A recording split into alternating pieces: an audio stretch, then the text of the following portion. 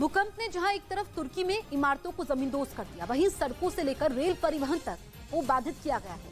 लेकिन अब वहां चीजें पटरी पर आनी शुरू हो चुकी है।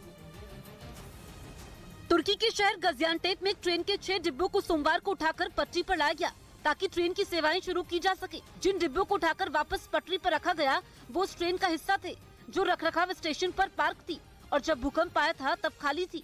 फिलहाल रेल कर्मी नुकसान का आकलन कर रहे हैं क्योंकि तुर्की के रेल नेटवर्क में तमाम जगहों पर पटरियां भी उखड़ गई। कई जगहों पर पहाड़ से चट्टान टूटकर पटरियों पर गिरी है जिससे नुकसान हुआ है। एक बार पटरियां दुरुस्त हो जाएंगी तो ट्रेनों को प्रभावित रूटों पर चलाया जा सकेगा।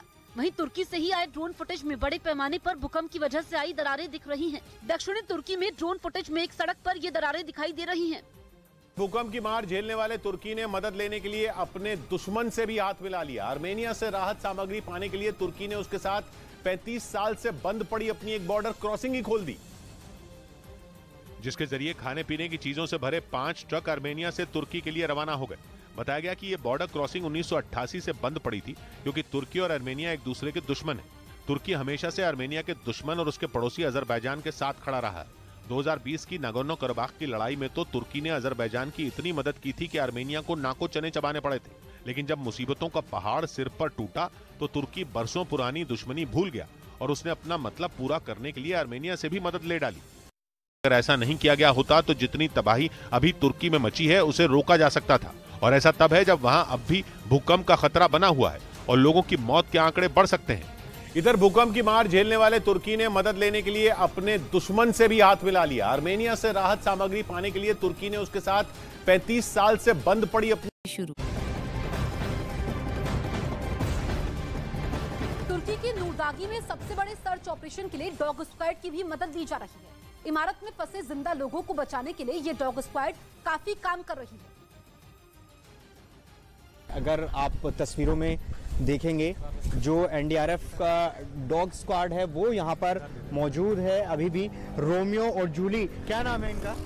एक का नाम है जूली और एक का नाम रोमियो। अच्छा, तो किस तरह से इनकी मदद ली जा रही है और कितना इनका यहाँ होना हेल्पफुल अभी तक हुआ है? यहाँ पे इनको सर्च एंड रेस्क्यू कराकर कहीं भी अगर लाइव विक्टिम सेंट का इंडिकेशन हो रहा है वहाँ पे डॉग हम छोड़ रहे हैं। जाके वहाँ पे हमारा डॉग है, एक तो इंडिकेट करता है, दूसरा जाके कंफर्म करता है। अच्छा, तो देखिए जो एनडीआरएफ के जवान हैं वो यहाँ पर मौजूद हैं, साथ ही जो डॉग स्क्वाड है वो भी है। आपको बताएं कि रोमियो और जूली इनका नाम है। बता सकते हैं कौन रोमियो कौन जूली है इसमें? इसमें ये जूली है। अच्छा। और ये रोमियो। ओके, देखिए एनडीआरएफ के जो जवान हैं वो बता रहे हैं कि किस तरह से यहाँ पर ऑपरेशन चल रहा है और निश्चित तौर पर ऑपरेशन दोस्त के तहत भारत ने बहुत बड़ा मदद का हाथ तुर्की के लिए बढ़ाया है।